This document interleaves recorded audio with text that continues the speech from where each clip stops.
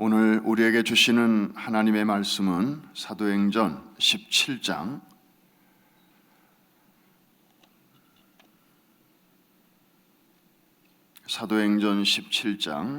26절로 23절의 말씀이 되겠습니다.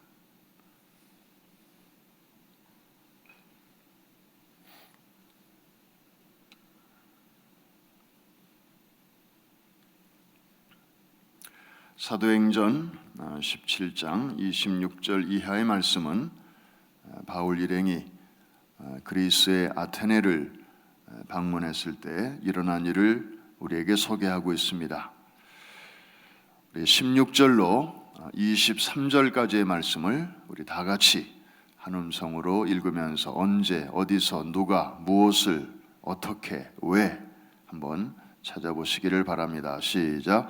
바울이 아덴에서 그들을 기다리다가 그 성에 우상이 가득한 것을 보고 마음에 격분하여 회당에서는 유대인과 경건한 사람들과 또 장터에서는 날마다 만나는 사람들과 변론하니 어떤 에피쿠로스와 스토아 철학자들도 바울과 쟁론할세 어떤 사람은 이르되 이 말쟁이가 무슨 말을 하고자 하느냐 하고 어떤 사람은 이르되 이방신들을 전하는 사람인가 보다 하니 이는 바울이 예수와 부활을 전하기 때문이로라. 그를 붙들어 아레오바고로 가며 말하기를 내가 말하는 이 새로운 가르침이 무엇인지 우리가 알 수 있겠느냐? 내가 어떤 이상한 것을 우리 귀에 들려주니 그 무슨 뜻인지 알고자 하노라 하니 모든 아덴 사람과 거기서 나그네 된 외국인들이 가장 새로운 것을 말하고 듣는 것 이외에는 달리 시간을 쓰지 않음이더라. 바울이 아레오바고 가운데 서서 말하되 아덴 사람들아 너희를 보니 범사에 종교심이 많도다. 내가 두루 다니며 너희가 위하는 것들을 보다가 알지 못하는 신에게라고 새긴 단도 보았으니 그런즉 너희가 알지 못하고 위하는 그것을 내가 너희에게 알게 하리라. 아멘. 오늘도 아주 포근한 날씨를 하나님이 우리에게 주셨습니다. 아침에 이렇게 온도를 체크업을 해보니까 하도 그동안에 시달려서 그런지 이제는 뭐 여전히 영하 날씨긴 하지만 아주 이렇게 마음의 여유가 생깁니다. 사순절에 이제 중심을 향해서 나아가면서 오늘의 말씀, 오늘의 양식에 나와 있는 본문을 우리 같이 묵상을 합니다. 어제도 그렇고 오늘도 그렇고 특별히 이 전도하는 데 있어서 우리에게 필요한 내용을 소개하고 있습니다. 우리 성도에게는 여러 가지로 기본기가 있습니다. 성도라는 신분에 합당한 기본기. 그래서 항상 기본에 충실할 때 그거를 놓치지 않을 때 이제 시간이 흐르면서 우리는 성장하게 되고 또 성숙하게 됩니다. 제가 전에도 운동을 비유로 말씀을 드렸습니다. 한 가지 운동을 제가 꽤 오래 하는데도 어느 정도 성장하다가 그 다음에 뚝 끝이고 말더라고요. 왜 그런가 그랬더니 이 기본을 놓쳤기 때문에 조금 할 줄 안다고 요령을 피우고 그리고 내 식대로 하고 그렇게 하니까 잘 될 것 같은데 그 이상 성장하지 않는 것을 제가 경험하면서 그렇구나.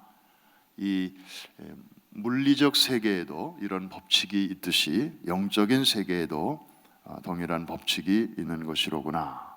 그래서 back to basic. 이따금씩 정말 내가 어디에 서 있고 정말 기본에 충실하고 있는지를 점검하는 시간이 필요함을 절감하게 됩니다. 오늘 이 내용은 성도의 본분 중에서 성도는 전도인의 그런 또 사역이 있는데 말로도 전도하고 삶으로도 전도하고 살든지 죽든지 또 때를 얻든지 못 얻든지 우리가 항상 해야 할 것 중에 하나가 어떻게 해서든지 우리 속에 있는 이 복음이 우리 바깥으로 이렇게 표현이 되어야 하는데, 누구나 그 일을 하고 싶어하고 해야 된다고 생각하는데 사실은 잘 안 되는 게 우리의 아픔이고 고민입니다. 거기에 참 도움이 되는 고마운 세 가지의 원리가 여기에 소개되고 있습니다. 전도자의 기본적인 자세 세 가지를 우리가 살펴볼 수 있겠습니다. 첫째로는 사람들이 하나님 대신에 우상을 섬기는 것에 대한 거룩한 의분이 바울에게 있었습니다. 16절에 보니까 마음에 격분하여 그랬습니다. 이건 대단히 참 과격한 그런 단어죠. 바울 일행, 바울이 지금 실라와 디모데를 아데네에서 기다리는 중에 있었던 일인데, 마음의 격분이다. 다른 말로 표현하면 아주 극심한 분노가 속에서 일어났다는 것입니다. 이거는 우리 어떤 인간적인 그 감정하고는 좀 다른 것입니다. 우리 한국 사람들이 특히 이 화를 잘 내잖아요. 그래서 부모와 자식 간에 이 모처럼 대화를 하려다 보면 이 3단계를 거의 못 넘어간다고 그래요. 그 3단계 넘어가면 그다음부터 부모는 이제 화를 내기 시작합니다. 그래서 이 더 이상 대화가 잘 진전이 안 되고, 이놈의 자식이 이러면서 이제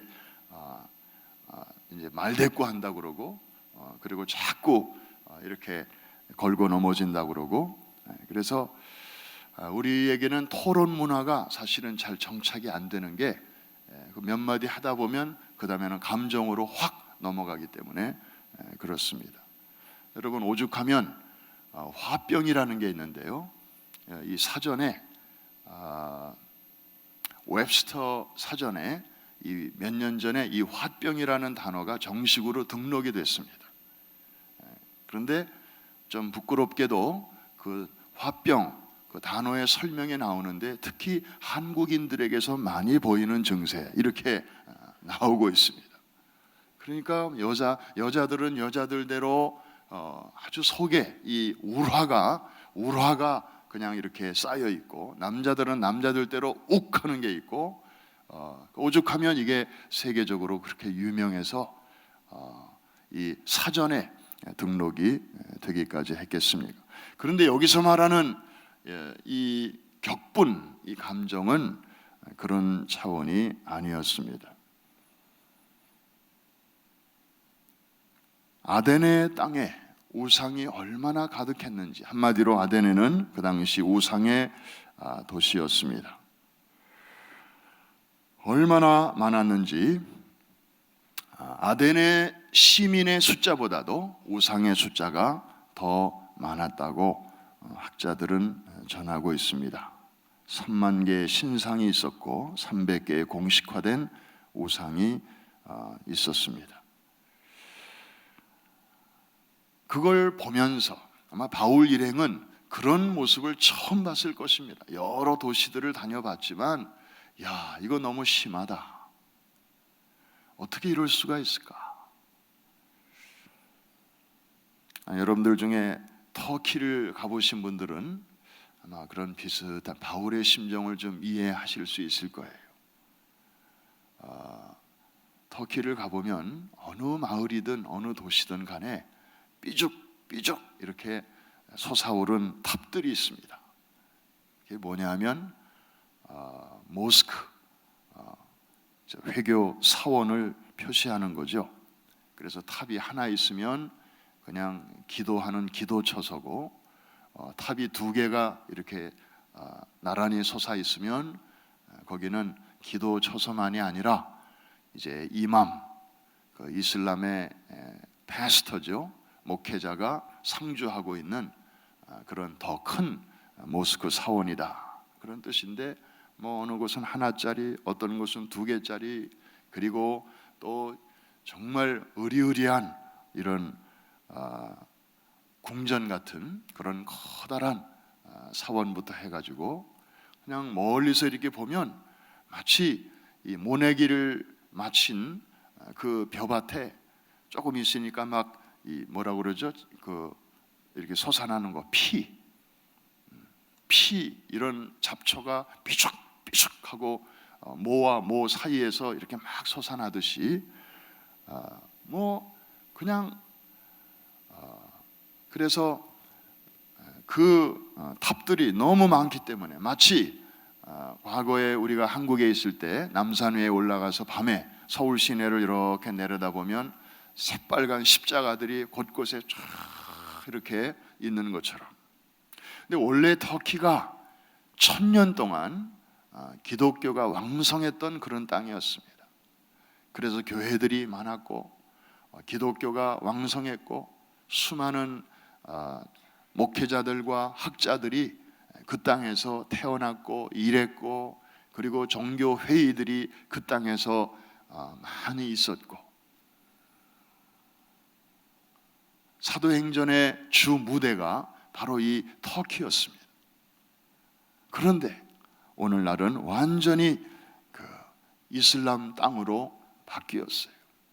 그래서 원래 그 수도 이름도 콘스탄티노플, 콘스탄틴 이 기독교 황제가 수도를 그쪽으로 옮기면서 이제 그렇게 이름을 줬었는데 그 다음에는 비잔티움으로 바뀌었다가 그 다음에는 오늘날의 이스탄불로 바뀌었는데 이 이스탄불은 이슬람의 도시라는 뜻이에요.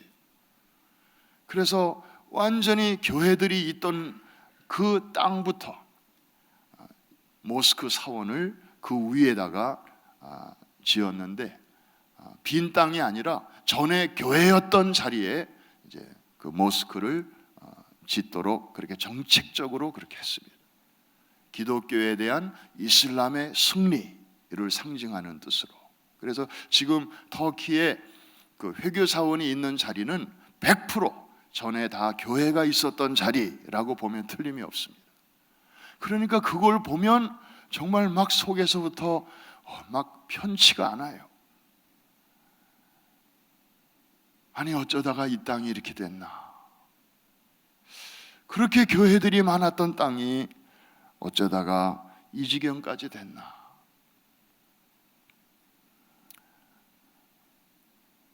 정말 이 빼앗긴 들에도 봄은 올 것인가.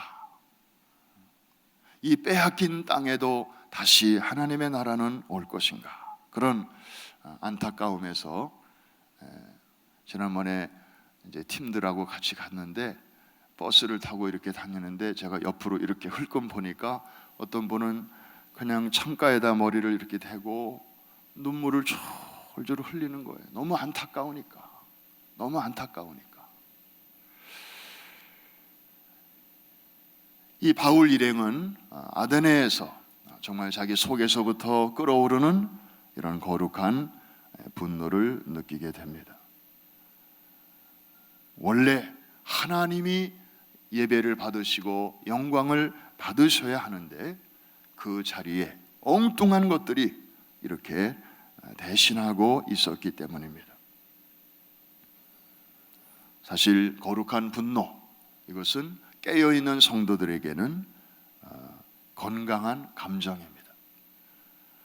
우리가 사람을 향해서는 할 수 있는 대로 감정을 잘 조절해야 되지만 이 영적인 세계에서 정말 사람들을 이렇게 영적으로 얽매고 그리고 저들을 컨트롤하고 그리고 진리가 아닌 다른 것으로 치달리게 하는 이런 세력에 대해서 우리가 아무런 감각이 없고 무덤덤하고 그냥 못 본 척하고 지나간다면 그것은 영적인 감정이 병들어 있는 것입니다. 사실 성경에 보면 수많은 하나님의 사람들에게 이런 감정이 있었음을 볼 수 있습니다. 여러분, 무엇이 도대체 소년 다윗을 어른들도 벌벌 떠는 그 골리앗을 향해서 달려나가게 했을까요? 그 속에 바로 이 감정이 있었기 때문입니다. 하나님을 모욕하고 하나님의 군대를 모욕하는 그 골리앗의 언행을 더 이상 보고 참을 수 없었던 이 다윗이 자신의 나이를 생각하지 아니하고 자신의 능력을 생각지 아니하고 믿음으로 달려나가게 된 것이죠. 또 무엇이 예루살렘에 들어오셔서 나귀를 타시고 예루살렘에 입성하신 예수님으로 하여금 그 정말 겸손한 모습으로 새끼 나귀를 타고 들어오신 예수님으로 하여금 갑자기 분노하게 하시고 성을 뒤엎으시고 장사하는 자들을 쫓아내시는, 정말 그렇게 분노하게 만들었을까요? 바로 이 감정입니다. 마땅히 있어야 할 그 자리에 그건 사라지고 엉뚱한 것들이, 비본질적인 것들이 이렇게 자리하고 있는 것을 보면서 속에서 이제 분노가 솟아오르는 것입니다.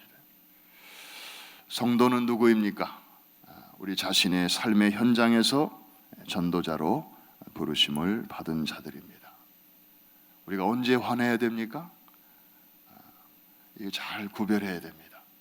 눈에 보이는 사람에게 대해서는 사실은 우리가 화를 내서는 안 되죠. 그냥 불쌍히 여겨야 되고 민망히 여겨야 되고, 그러나 그 사람들의 배후에서 조정하고 우리를 그렇게 엉뚱한 것에 치중하게 만드는 어둠의 세력에 대해서는 우리가 거룩한 분노심을 놓치지 말아야 할 것입니다. 이거를 헷갈리면 안 될 것입니다. 그래서 우리의 씨름은 눈에 보이는 혈과 육에 대한 것이 아니에요. 오직 정사와 권세와 어두움에 속한 세상 주관자들에게 대함이라. 우리에게 타겟을 분명하게 말씀해 주셨습니다. 거룩한 분노, 우상 숭배에 대한 이 의분, 이것이 전도자에게 있어야 할 첫 번째 기본적인 것임을 말해주고 있습니다. 두 번째로는 이제 바울은 예수와 부활을 증거했습니다. 이게 바로 복음의 핵심입니다. 18절에 보니까 에피쿠로스 학파와 스토아 학파 철학자들과 쟁론하면서 어떤 철학적인 그 논쟁에 휘말리지 않고 그 와중에서도 이 복음의 핵심을 바울은 놓치지 않았습니다. 예수 그리스도, 그리고 그의 부활. 사실 예수 그리스도라고 할 때는 하나님이 사람이 되셨다는 사실과, 그리고 그 사람으로 오신 하나님이 우리를 대신해서 죽으셨다고 하는 사실이 그 안에 다 포함되어 있는 거죠. 그리고 그것으로 끝난 게 아니라 그분은 다시 하나님이시기 때문에 부활하셨다. 아마 이런 얘기는 아데네 사람들에게는 처음 듣는 얘기였을 것입니다. 그래서 이 복음의 핵심, 이 초점을 바울은 결코 놓치지 않았습니다. 이게 복음을 다른 사람들에게 전해야 하는 그런 전도자들에게는 놓쳐서는 안 되는 또 하나의 중요한 기본기가 되는 것입니다. 여러분, 우리가 이렇게 누구를 찾아가서 복음을 전할 때 그냥 좋은 말로, 위로하는 말로 이렇게 간접적으로 전할 수 있습니다. 그럴 때 그 사람들은 굉장히 우리에 대해서 고마워할 것입니다. 여기까지 찾아와서 이렇게 좋은 말을 해주고 위로와 격려의 말을 해주는 것에 대해서. 근데 복음이 빠지면 그분들은 우리에 대해서 고마워는 할 것입니다마는 예수님에 대해서, 하나님에 대해서는 별 감정이 없을 것입니다. 그러나 우리가 찾아가서 인간적인 말로도 위로하지만 이 복음의 핵심을 올바로 전할 때 성령께서 역사해 주셔서 이제 우리가 떠난 다음에도 저들은 항상 그 복음에 대해서 생각하게 되고 하나님에 대해서 생각하게 되고 예수님에 대해서 저들은 계속해서 이제 생각하게 될 것입니다. 우리는 빠지고 그분만이 높임을 받게 될 것입니다. 어렸을 적에 저도 개구장의 짓을 좀 했습니다. 이 렌즈, 물상 시간에 가끔씩 사용하는 그 렌즈를 가지고 밖에 나가서 여학생 뒤에 싹 가가지고 요 귀 여기다 이렇게 딱 초점을 맞춰서 이렇게 렌즈를 맞추는 거예요. 딴 데 쳐다보면서 이렇게. 그럼 조금 있으면 여학생이 그냥 죽는다고 소리를 지릅니다. 왜냐하면 이 초점을 맞추니까 여기에 그냥 이 태양 열이 쫙 모이면서 아주 화상을 입을 정도로 막 종이를 태우니까요. 그러면 아무 일이 없는 척하고 또 싹 이렇게. 제가 되게 개구졌나 봐요. 그런데 여러분, 이게 초점이 맞으니까 그런 불의 역사가 있는 것이지, 아무리 갖다 대는데도 이 초점이 안 맞으면요, 1시간을 대고 있어도 아무 일도 안 일어나요. 이 초점을 맞춘다는 게 그렇게 중요합니다. 이것만 딱 맞추면 그냥 한 5초 이내로 그냥 뜨겁다고 죽는다고 난리가 나요. 이게 포커싱, 이게 뭔가 일이 일어나는 중요한 통로로구나. 근데 우리가 무슨 일을 할 때도 마찬가지예요. 이 포커스를 놓치고, 부부싸움 할 때도 마찬가지예요. 부부싸움은 안 할 수는 없잖아요. 살다 보면 하게 되는 거예요. 그런데 중요한 것은 이 포커스를 놓치면 안 돼요. 근데 우리는 너무 막 이게 감정적으로 하다 보니까 A라는 거 가지고 시작했는데 어느새 저 Z까지 가요.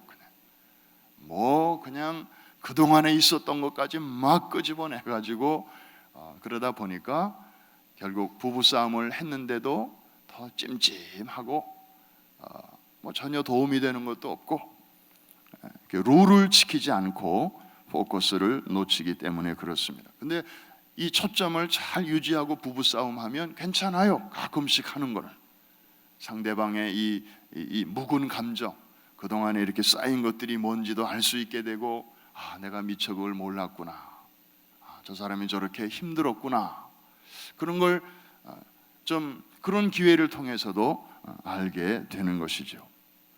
복음 전할 때도 마찬가지입니다. 한번 따라해 주시기 바랍니다. 초점을 맞출 때 불의 역사가 나타난다. 할렐루야. 바울은 그 어려운 자리, 정말 내노라 하는 그런 학자들이 모여있는 그런 자리에서도 예수와 부활을 전했다. 우리가 꼭 붙들어야 할 말씀입니다. 마지막 세 번째로는 전도 대상자들의 그 관심이 무엇인가, 이것을 파악을 잘 했습니다. 23절에 보니까 내가 두루다니며 너희가 위하는 것들을 보다가 알지 못하는 신에게라고 새긴 단도 보았으니, 이제 이러면서 이제 접근을 합니다. 사실 복음을 전한다고 하는 것은 나는 깨달았지만 저들은 아직 깨닫지 못한 것을 전해야 하는 거룩한 작업이죠. 그런데 내가 갖고 있는 것에 대해서 저 사람들은 아직 관심이 없어요. 아무런 흥미도 없어요. 이걸 일방적으로 끄집어내어서 저들에게 전달을 하는 것은 쉽지가 않은 일이고, 그리고 어떤 면에서는 참 이렇게 리스키한 그런 일이기도 해요. 그래서 여기서 저쪽으로 뭔가를 전달하려면 이 브릿지가 있어야 되는데, 통로가 있어야 되는데, 그것은 내 속에서부터가 아니고 저 사람 속에서부터 나와야 돼요. 그래야 저 사람이 관심을 갖고 그 다음에 내가 이제부터 하는 얘기에 대해서 귀를 기울일 수 있기 때문에, 그래서 이 양쪽에서의 이 접근이 필요한데 여기에 이제 지혜가 있습니다. 그래서 저 사람의 관심사가 무엇인가, 이거를 먼저 파악하는 작업이 필요한데 바울은 그걸 참 잘했습니다. 내가 이 도시를 이렇게 두루 다니면서 보니까 정말 신기한 걸 봤습니다. 알지 못하는 신에게라고 새겨진 그런 그 제단도 봤습니다. 여러분들이 얼마나 종교심이 많으면 대부분의 내가 다녀본 도시 사람들은 자기가 알고 있는 신의 이름을 부르면서 그들에게 예배를 드리는데, 여러분은 그것도 모자라서 혹시 내가 알지 못하는 그런 신에게까지 이렇게 제사를 드리고 그를 높이는 걸 보면서 저는 정말 감탄했습니다. 여러분 같은 사람들은 처음입니다. 그러면서 저들을 이렇게 애들 말로 띄워주면서 그러니까 상대방의 그런 얘기 들으면서 그러면 그렇지, 자기들을 인정해 주니까 그러면서 이제 다리를 놓는 것입니다. 공감대를 형성하는 것입니다. 그래서 그렇게 해놓은 다음에 이제 복음이 들어갈 수 있는 그런 분위기를 조성하는 게 필요하죠. 그러니까 상대방에 대한 그 연구, 상대방에 대한 그 관심이 참 필요합니다. 그게 이렇게 둔감하면 뭔가 좋은 내용을 갖고 갔는데 그것을 효과적으로 전달하는 게 쉽지가 않습니다. 그래서 상대방에 대한 배려, 이 배려심, 이 민감함, 그것도 우리 전도자들에게 필요한 그런 기본적인 자세입니다. 오늘 이 사도행전 이 사건을 통해서 참 어려운 일이었습니다. 아데네 전도는 쉽지 않았습니다. 바울이 1차, 2차, 3차 그리고 그 이후에 로마 선교까지 수많은 전도 여행을 했지만 그 중에서 가장 힘들었던, 물론 물리적인 핍박이나 어려움은 없었지만 정말 전도하기가 너무너무 힘들었던 그런 장소 중에 하나가 바로 이 아데네였습니다. 물론 어떤 학자들은 바울의 아데네 전도는 실패했다, 너무 그 학자들의 수준에 맞추어서 현학적으로 접근을 하다가 보니까 복음의 능력이 별로 신통치 않았다, 이제 그런 방법은 이제 쓰지 않는 게 좋겠다, 좀 극단적으로 그렇게 말하는 분들도 있지만 그러나 그렇지 않습니다. 바울이 분명한 복음의 핵심을 전했고, 그리고 하나님께서는 그 수고를 또 사용하셨습니다. 사람의 안목으로 이건 성공이다, 실패다, 그렇게 할 일이 아닙니다. 우리는 일을 하는 것뿐이고 진정한 평가는 밖에 계신 코치가 하는 것입니다. 선수의 임무는 경기에 열중하는 것이지 평가는 바깥에 있는 코치와 감독이 선수들의 일거수일투족을 다 보면서 노트에다가 다 적고 그리고 경기가 끝난 다음에 평가를 하는 것입니다. 사랑하는 성도 여러분, 오늘도 우리는 또 하루의 일과를 시작합니다. 우리는 또 믿지 않는 자들과 더불어 또 우리의 삶을 살아갑니다. 그냥 우리의 사는 것 자체가 하나님의 자녀들이 세상에 나가서 믿지 않는 자들 속에서 사는 것 자체가 바로 전도인데, 그럴 때 우리가 갖추어야 할 기본기 세 가지를 마음에 새기면서 오늘 하루도 전도자의 삶을 사는 그러한 복된 하루가 될 수 있기를 주의 이름으로 축원합니다.